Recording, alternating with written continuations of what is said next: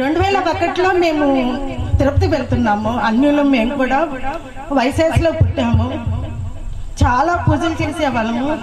తిరుపతి వెళ్తున్నాము. విజయవాడ నుంచి గుంటూరు వెళ్తున్నాము. నేను, నా బిడ్డలు, నా 3 బిడ్డలు, మా వారు, మా కుక్క పిల్ల అందరం ఉన్నాము. లారీ వచ్చేసి గుద్దేసింది. ఎంత అంటే చాలా పూజలు చేసేవాళ్ళం. ఫ్రైడే ఏంటి, గురువారం ఏంటి, శుక్రవారం ఏంటి, శనివారాలు ఏంటి, షిరిడి ఏంటి, ఎన్ని దేశాలకి ఎన్ని ఊళ్ళకి అట్లాగా వెళ్తూ ఉన్నప్పుడు ఈ యాక్సిడెంట్ అయ్యేటప్పటికల్లా చాలా బాధ వేసింది. అసలు ఎవరు లేరు, అసలు విగ్రహాలంటూ కాదు అసలు అని చెప్పని చాలా ఏడుస్తున్నప్పుడు మా వయసులో అయితే కప్పిన ఇంటికి రానిరనమాట. నేను గుంటూరులోనే ఇక్కడే ఉండిపోయాను చాలా రోజులు, 15 రోజుల దాకా ఉన్నాను. మా బాబుకు కూడా కాళ్ళకి దెబ్బలు తగిలిపోయినాయి. 2 కాళ్ళకి దెబ్బలు తగిలి చాలా అద్ద పెంకులు గుచ్చుకున్నాయి అనమాట. కరెక్ట్గా మన 22వ తారీఖుకి 19 సంవత్సరాలు వచ్చినాయి ఈయన చనిపోయి. అయితే బాబుకి చాలా దెబ్బలు తగిలినప్పుడు డాక్టర్ అన్నారు, నీ కుమారుడు నడవలేడమ్మా, చాలా దెబ్బలు తగిలిపోయినాయి, గాజుకులన్నీ గుచ్చుకుపోయినాయి అని చెప్పానన్నారు. ఇంటికి రాగానే కేజీఆ వదిన గారని ఒక వదిన గారు ఉన్నారనమాట. ఆ వదిన గారు అన్నారు, పద్మావతి నేను ఇలా చెప్తున్నానని ఏమనుకోవద్దు, నువ్వు ఏసైని నమ్ముకో, ఏసైని నమ్ముకుంటే నీ కుమారుడు నడుస్తాడు అని చెప్పన్నారు. అప్పుడు నిజంగా నా 3 బిడ్డలు, నేను ఎమ్మటే ఎప్పుడైతే ఆమె చెప్పిందో, ఎన్ని విగ్రహాలకు పూజలు చేశాం కదా, ఎవ్వరూ మనల్ని రక్షించలేకపోయారు. నా భర్తలనైతే ఎలా తీసుకురాలేం కదా, ఉన్న కుమారునైనా రక్షించుకోవాలని చెప్పని నిజంగా నేను ఎమ్మటే దేవుణ్ణి తెలుసుకొని విజయవాడలోనే ఉన్నాము. అప్పుడు మేము సుధాకర్ అన్నయ్య గారు అని ఒక పాస్టర్ అన్నయ్య గారు ప్రతి వారానికి 2 రోజులు వచ్చేసి ప్రేయర్ చేసేవాళ్ళు. కన్నీటితో సంఘస్థులైతే ఎలా ప్రార్థన చేశారంటే నా కుమారుడికి నడక రావాలని. నేనైతే అసలు బయటకు వెళ్ళి ఏమన్నా పనులు చేసుకోవడం కూడా తెలియదు అనమాట.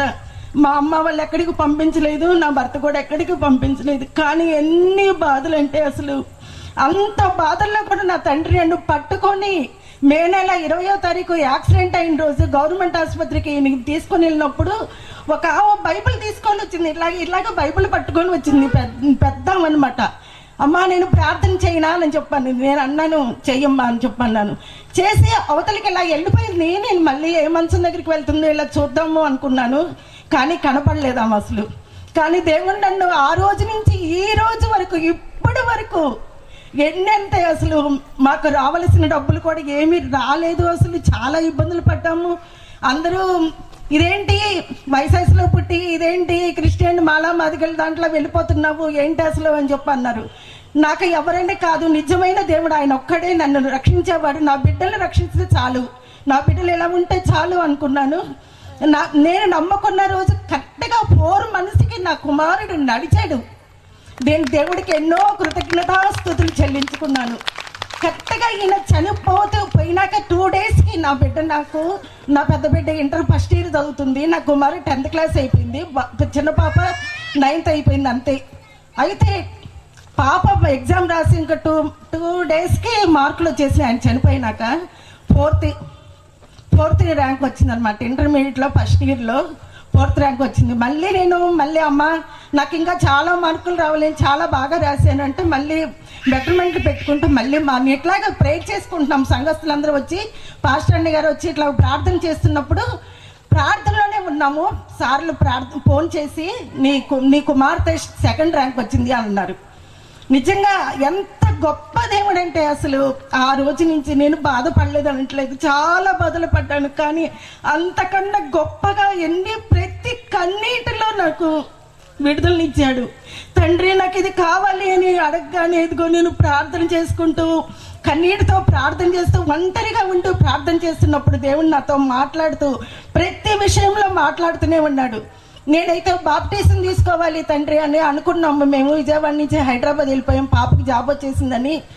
వెళ్ళిపోగానే మళ్ళీ దేవుళ్ళకి విగ్రహాల్లోకి వెళ్ళిపోతాం. పాస్టర్ అన్నయ్య గారు అన్నారు, అలా కాదమ్మా, వచ్చి మళ్ళీ ఇక్కడ బాప్టిజం తీసుకో అన్నప్పుడు నేను అనుకున్నాను, అయ్యో మేము వయసేసి కదా, నా బిడ్డలకి పెళ్ళిళ్ళు ఎలా చేయగలను, 2 ఆడపిల్లలు కదా, ఎవరు పట్టించుకుంటారు అని నేను చాలా ఏడ్చని తీసుకోవాలని అనుకున్నాను. కానీ టికెట్ కూడా బుక్ చేసుకున్నాను. నేను అన్నాను, అమ్మడు కొన్ని రోజులు ఉందావరా అని పిల్లలతో అంటే, అమ్మ అట్లా కాదు, నిజమైన దేవుణ్ణి మనం నమ్ముకున్నాము అని ఒకేసారి 4 ఒకే రోజు బాప్టిజం తీసుకున్నాము. నిజంగా దేవుడికి వేలాది కోట్లాది వందనాలు చెల్లించుకున్నా కానీ చాలదు. ఆయన చేసిన ప్రతి మేలులకి లెక్కలేని కృతజ్ఞతాస్తుతులు.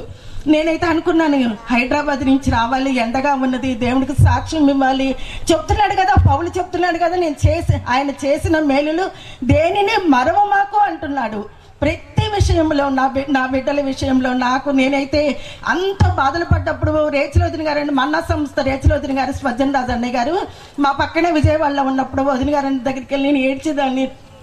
వదిన నేనైతే బతకలేను, నా పిల్లలు నేను అందరం కలిసి ఒకేసారి చనిపోతామన్నప్పుడు వదిన గారు చాలా ఎంత ధైర్యాన్ని ఇచ్చిందంటే చాలా ధైర్యంగా ఇచ్చింది. ప్రతిసారి పద్మావతాల ఆనమాకురా, నీ బిడ్డల్ని దేవుడు ఎంతో గొప్పగా దీవిస్తాడు అని. మాకు రావాల్సిన చాలా డబ్బులు ఉండిపోయినాయి. ఏంటంటే మాది బిజినెస్ అనమాట. ఆయన చనిపోగానే ఒక్కళ్ళు కూడా డబ్బులు ఇవ్వకపోయినా కానీ దేవుడు ఎంత అంటే నా బిడ్డలకి మంచి భర్తల్ని ఇచ్చాడు, మంచి భార్యని ఇచ్చాడు. ఇంకా వదిన గారు అయితే నిజంగా దేవుళ్ళో ఎంత గొప్పగా ఉన్నాడు. నా పెద్ద కూతురు అత్తగారు ఈ వదిన గారి ద్వారా నేను అసలు ఇంకా చాలా తెలుసుకున్నాను. నిజంగా ఈ గొప్ప అవకాశం ఇచ్చినందుకు దేవుడికి కోట్లాది వందనాలు స్తోత్రములు చెల్లిస్తున్నాను. దేవుడి చిన్న సాక్ష్యం దీవించిన గాక. తల్లిగారు ఇచ్చిన సాక్ష్యాన్ని బట్టి ఒకసారి అందరూ 2 చేతులు ఎత్తి స్తోత్రం చెల్లిద్దాం.